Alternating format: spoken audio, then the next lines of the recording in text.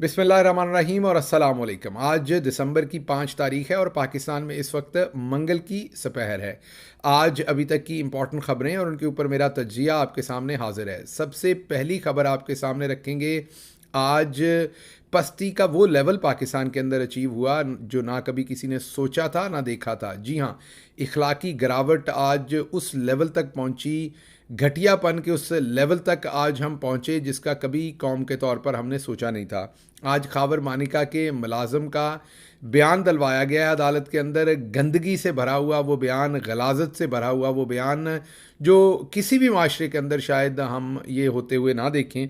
लेकिन अब जो भी आपकी तवक्को हो, तखमीना हो कि पाकिस्तान के अंदर इस हद तक लोग गिर सकते हैं, आपको उससे भी ज़्यादा लोग गिर कर दिखाते हैं।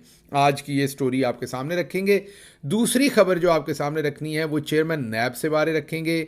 चेयरमैन नैब ने मीडिया से बात की है लेकिन रिपोर्टर्स के साथ बात करने से इनकार कर दिया है। क्या अरेंजमेंट चाहते हैं, ये भी अनोखे लाडले हैं जो खेलन को मांगे चांद, उनके बारे में आपके सामने खबर रखेंगे। और ये प्रोसिक्यूट करना चाह रहे हैं, बल्कि प्रोसिक्यूट करना चाह रहे हैं इमरान खान को फेक केसेस के अंदर, यही वाले चेयरमैन नैब। अगली खबर जो आपके सामने रखनी है वो जावेद हाशमी ने तो सब कुछ उड़ा के रख दिया है। ना सिर्फ कच्चा चट्टा खोला था बल्कि ऐसी बातें कह दी हैं कि जो शायद पाकिस्तान तहरीक इंसाफ से भी कोई ना कहे। अब नवाज शरीफ साहब के पास कोई जवाब रह जाएगा इस बात का या नहीं, ये हम देखेंगे कि क्या बनता है उनके पास।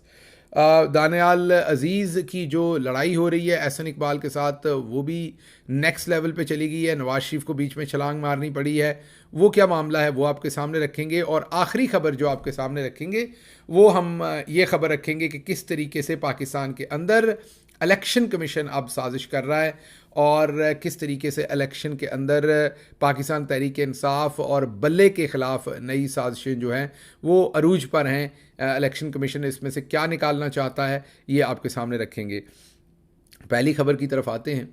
पहली खबर देने से पहले मैं आपको ये बताऊं कि कभी हमने सोचा नहीं था कि पाकिस्तान की सोसाइटी इस लेवल तक गिरेगी और इखलाकी तौर पर हम इस लेवल तक नीचे जाएंगे कि ऐसी खबर भी आएगी जो ना आपसे शेयर कर सकेंगे, ना बता सकेंगे, ना पाकिस्तान का टेलीविज़न उसको सही तरह से रिपोर्ट कर सकेगा, ना लोग शायद अपनी निजी महफ़िलों में उसके ऊपर बात कर सकें। फहाशी की ऐसी इंतहा हमने ना पहले सोची ना देखी। एक तखमीना था कि चलो यार इस लेवल तक लोग नीचे गिरेंगे, इससे नीचे नहीं गिरेंगे।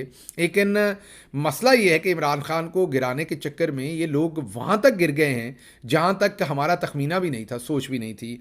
आज लतीफ़ नामी मुलाजम खावर मानिका का उसने आज एक गलीज़ घटिया अखलाक से गिरा हुआ बयान रिकॉर्ड करवाया। गलाजत थी उसके अंदर ऐसी कि जिसको हम बयान नहीं कर सकते यहाँ आपके सामने।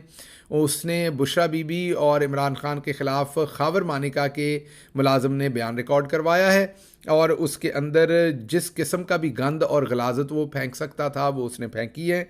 और ज़ाहिर बात है खावर मानिका के इमाम पर, और खावर मानिका ये क्यों कर रहा है, क्योंकि उसके ऊपर तशद्दुद हुआ है, वो मजबूर है, उससे ज़बरदस्ती ये करवाया जा रहा है। तो जब उससे करवाया जा रहा है तो मुलाजम तो फिर कोई बात ही नहीं रह गई।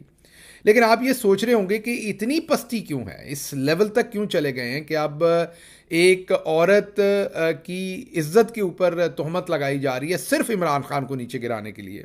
तो हुआ ये है कि एक तो पहले ये चल रहा था सब कुछ, लेकिन खसूसन कल इमरान खान का दिन था। कल इमरान खान के एक पैगाम ने सारी चीज़ें हिला के रख दी और जो एक कंपोजर था, कॉन्फिडेंस थी, सारी चीज़ों को बांध के अपनी तरफ से रखा हुआ था, वो सब हमने हिलते जुलते देखा।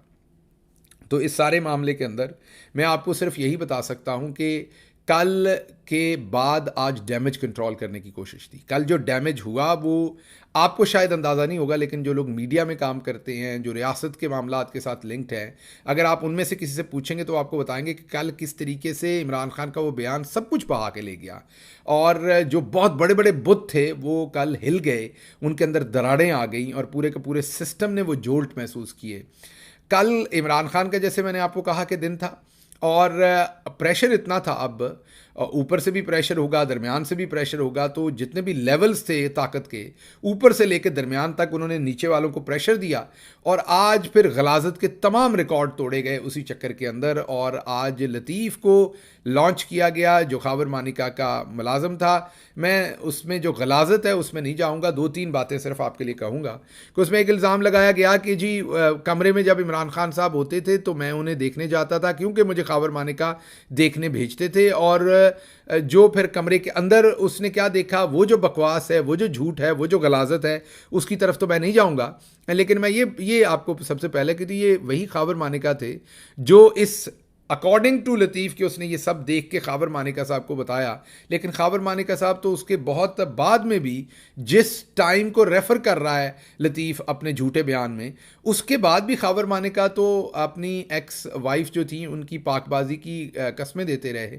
तो फिर ये कैसे मुमकिन है अगर वाकई खाबर मानिका इतना नाराज़ था अपनी बीवी से और खाबर मानिका अपनी बीवी के ऊपर स्पाइंग करवा रहे थे, मुलाजम को भेज के दिखा रहे थे और मुलाजम वापस उन्हें बता रहा था कि क्या हो रहा है, तो उसके बाद फिर मुलाजम जो है उसके बाद फिर खाबर मानिका अपनी बीवी की पाकबाजी की बातें कैसे कर सकते हैं। तो बात असल में ये है कि खाबर मानिका का तो वही बयान है जो उसने पहले दिया था अपनी एक्स वाइफ के बारे में।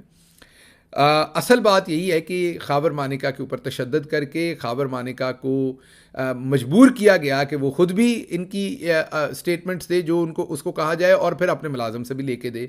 तो वो मुलाजम आज, दूसरी बात आपको ये बतानी है कि इस्लामाबाद पुलिस ने क्रैकडाउन किया हुआ था, बड़ा ऑपरेशन किया हुआ था काले शीशों वाली गाड़ियों के ऊपर। ब्लैक जो ग्लासेस वाली जिन भी गाड़ियों के शीशे काले थे उनके ऊपर पिछले 2-3 दिन से जो इस्लामाबाद में लोग रहते हैं वो आपको ये बात बता सकेंगे, और कि उनके ऊपर एक सख्त तरीन क्रैकडाउन था, हर गाड़ी को पकड़ के बंद कर रहे थे। लेकिन लतीफ़ आज काले शीशों वाली गाड़ी के अंदर अदालत पहुंचा। लतीफ़ जिस गाड़ी के अंदर पहुंचा वो काले शीशों वाली करोला थी। शुक्र है कहीं वीगो पे नहीं आ गया लतीफ़, ऐसा भी हो सकता था कि लतीफ़ वीगो पे ही आ जाता। बहरहाल जो गाड़ी की नंबर प्लेट है वो इस टाइम सोशल मीडिया की जीनत बनी हुई है और लोग धड़ाधड़ गवर्नमेंट का जो रिकॉर्ड है उसको शेयर कर रहे हैं कि ये गाड़ी के ऊपर नंबर प्लेट जाली लगी हुई है। लोग क्लेम कर रहे हैं, मैं तो यहाँ से चेक नहीं कर सकता अमेरिका से, लेकिन जिन लोगों ने ऑनलाइन चेक किया वो ये क्लेम कर रहे हैं कि ये सुजुकी आल्टो का नंबर है जो कि लगा दिया गया है टोयोटा की जो कार है उसके ऊपर वो नंबर जाली लगा, मीन नंबर प्लेट भी जाली लगी हुई है।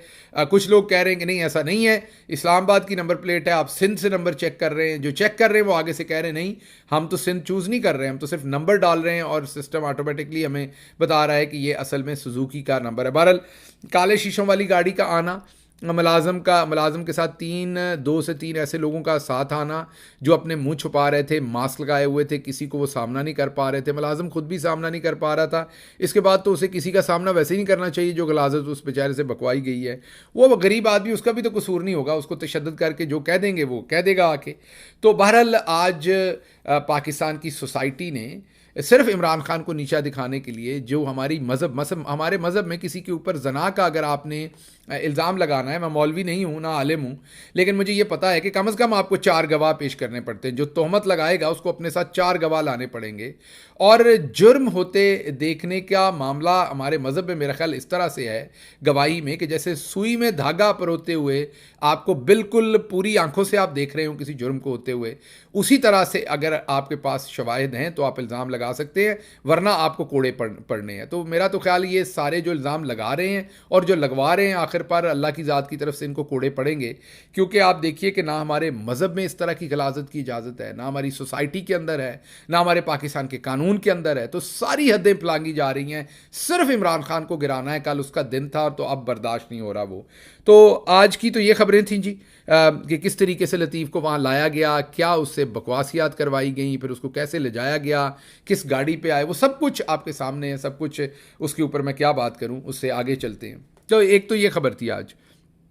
दूसरी खबर, कल चेयरमैन नैब जो बड़े ही काबिल चेयरमैन हैं, जनरल रिटायर्ड नज़ीर भट्ट साहब, जो इमरान खान को परसिक्यूट करना चाहते हैं झूठे मुकदमों में, कल उन्होंने लाहौर में प्रेस के साथ बात की, लेकिन चैनल से जो उन्होंने ख्वाहिश का इजहार किया कि रिपोर्टर नहीं भेजना, सिर्फ DSNG और कैमरा भेजना है, रिपोर्टर ना भेजें क्योंकि वो सवाल करते हैं, सवाल करेंगे तो जवाब देना पड़ेगा। जब बोलना ही सारा झूठ है तो जवाब क्या देना है? तो जो चेयरमैन नैब हैं उनको अब शौक है कि वो मीडिया से बात तो करें, यक तरफा प्रोपेगेंडा भेजें, यक तरफा बातचीत करें, एक तरफा जो है वो सारे का सारा झूठ भेजें, लेकिन किसी सूरत भी उनसे कोई सवाल ना पूछ ले कोई। तो ये एक दूसरा इंपॉर्टेंट जो एस्पेक्ट है वो हमारे सामने देखने को आया कि चेयरमैन नायब भी बारीक वारदात डाल रहे हैं। एक तरफ उन्होंने नवाज शरीफ को खुद ज़मानत दिलवाई, आपके सामने कहा कि हमें ये केसेस हमने गलत बनाए थे, इनको छोड़ दें, खुद उन्होंने उनकी अपील भी एक्सेप्ट करवाई, और दूसरी तरफ अब उनको रिपोर्टर भी नहीं चाहिए। अच्छा जी, अगली इंटरेस्टिंग खबर है जावेद हाशमी साहब के बारे में। जावेद हाशमी साहब ने एक इंटरव्यू दिया, इंटरव्यू के अंदर उन्होंने वो कुछ बोल दिया जो नॉर्मली शायद अगर कोई और बोल देता तो पता नहीं क्या होता। उन्होंने एक तो ये कहा कि उन्हें इमरान खान पसंद नहीं है, लेकिन वो सच बोलेंगे, ये जावेद हाशमी साहब ने कहा। उन्होंने कहा सच ये है कि पॉपुलर वोट जो सारे का सारा है वो इमरान खान के साथ है, और ये जो है कि मियाँ साहब आ रहे हैं, मियाँ साहब जा रहे हैं, मियाँ साहब वज़ीर आज़म बन रहे हैं, उसने कहा इसमें कोई शक नहीं, कोई इसमें किसी किस्म की कोई सच्चाई नहीं है, ये सब झूठ है।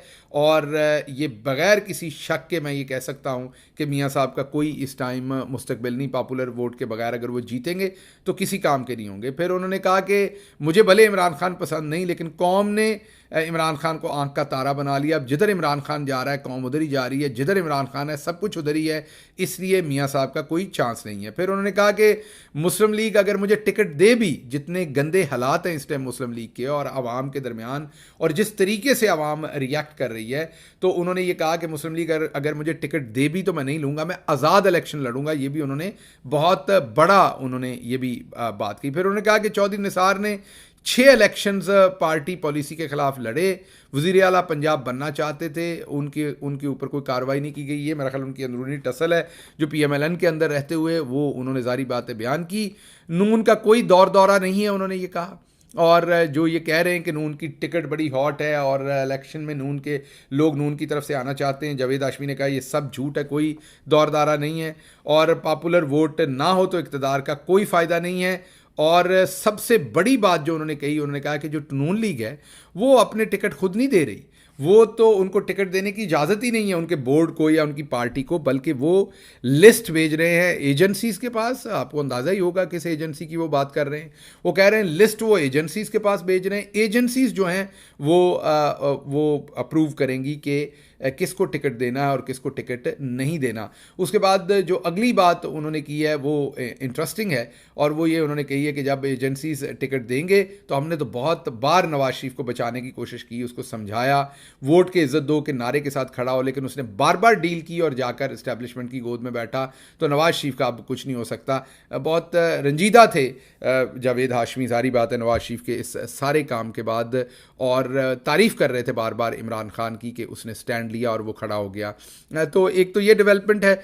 दूसरी डेवलपमेंट इसी से रिलेटेड, नून लीग से रिलेटेड है कि जो दानियाल अजीज़ हैं उन्होंने बहुत दबाकर हमले किए हुए हैं। वो भारी तोपखाने के साथ हमला कर रहे हैं एहसन इकबाल के साथ, और एहसन इकबाल को नकम्मा, नालायक और पता नहीं क्या कुछ कह दिया। बल्कि उन्होंने ये कहा कि जिस वजारत की जो कारकर्दगी को तबाह करना हो वहाँ एहसन इकबाल को लगा दें।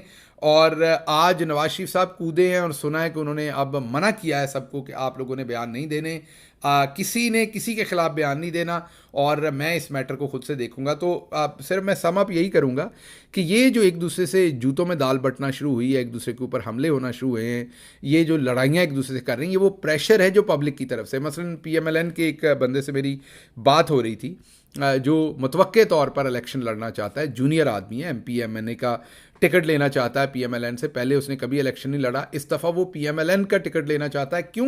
क्योंकि PTI का वो टिकट लेना चाहता था, और PTI उस जगह के ऊपर ऑलरेडी अपनी टिकट का फैसला कर चुकी हुई है। उस सीट के ऊपर पहले भी PTI ने किसी और को टिकट दिया था, इस दफ़ा भी टिकट किसी और को फाइनल किया था, तो उसका कोई चांस नहीं है। तो वो नून लीग के साथ टिकट लेना चाहता है। लेकिन उसने ये बताया कि जी हमारे पूरे डिस्ट्रिक्ट में जो नून लीग के लोग हैं वो अपनी गाड़ियों के ऊपर अभी तक नून लीग का हवाला लिख के बाहर नहीं निकलते, हालांकि इलेक्शन का दौरा होने वाला है। वजह यह है कि डर यह है कि अगर नवाज शरीफ की तस्वीर या नून लीग का नाम लिख के बाहर निकले तो लोग गाड़ी के शीशे ना तोड़ दें, लोग गालियां ना दें। इस वजह से हम चुप चुपीते अभी वैसे ही लोगों को मिलजुल रहे हैं और ये नहीं बता रहे कि हमने किस पार्टी की तरफ से इलेक्शन लड़ना है। तो ये जो हालात हैं, ये जो प्रेशर है नून लीग के ऊपर, जिस तरीके से अवाम ने इनको खुडे लाइन लगाया हुआ है या गुठे लगाया हुआ है, उसकी वजह से अब जो नून लीग है उसके जो अकाबरीन है वो एक दूसरे के ऊपर झपटना शुरू हो गए हैं और ये लड़ाई झगड़ा शुरू हो गया है। तो ये नई बात नहीं है, ये लड़ाई झगड़ा सारे का सारा जो है वो इसी वजह से हो रहा है। आखिरी खबर जो आपके सामने रखेंगे वो रखेंगे जी इलेक्शन कमीशन ऑफ पाकिस्तान की तरफ से साजिशें शुरू हो गई हैं। पहले तो कहा जा रहा था कि जी पैसे नहीं हैं, आज पता चला शायद पैसे मिल रहे हैं। फिर अब नया ख़त लिख दिया गया कि जी सिक्योरिटी पर्सनल्स की कमी है, हमें सिक्योरिटी के लोग ज़्यादा चाहिए मुल्क के अंदर। गवर्नर ग़ुलाम जो है वो कह रहे हैं कि मुल्क के अंदर हालात अभी KPK के अंदर अच्छे नहीं हैं इलेक्शन कराने के लिए, बहुत यहाँ पर सिक्योरिटी के इश्यूज़ हैं। तो इलेक्शन कमीशन और ये सारी पार्टीज़ मिलकर खेल रही। आज जो साजिश की गई है नई, वो अकबर एस बाबर से एप्लीकेशन दिलवाई गई है PTI के ख़िलाफ़ आज को 3 बजे के करीब, 4 बजे के करीब, और जिसमें उन्होंने PTI के जो इंट्रा पार्टी इलेक्शन है उसको चैलेंज किया है। मकसद PTI से जो है वो बल्ले का निशान छीनना है। ये पहले थोड़ा स्लो हो गया था काम। कल इमरान खान का जो पैगाम आया, उस पैगाम के बाद जो तड़थल्ली मची और जो कॉन्फिडेंस शैटर हुआ, जो बड़े बड़े बुत जो है वो टूटे। कल आपको एक बड़े एंकर ने भी बताया अपने 8 बजे के प्रोग्राम में कि फ़ैसला अब ये हुआ है कि पहले तो PTI को शायद इलेक्शन लड़ने देना था, अब नहीं लड़ने देना। इमरान खान के आज के पैगाम के बाद अब PTI को इजाज़त नहीं होगी, ये कन्वे करवाया गया। और उसके बाद आज अकबर एस बाबर से ये एप्लीकेशन दिलवा दी गई कि PTI के ऊपर एक और हमला करना है। तो इमरान खान का कल का जो पैगाम है उसने सब कुछ हला के भी रख दिया, कॉन्फिडेंस भी ख़त्म कर दिया, और आज जो है वो इलेक्शन कमीशन में भी उसी वजह से नई साजिशें शुरू हो गई। इसके साथ ही मुझे इजाज़त दीजिए, अगले वीलॉग के साथ आपके सामने हाजिर होंगे। अल्लाह आपका हामी नासिर हो। पाकिस्तान जिंदाबाद।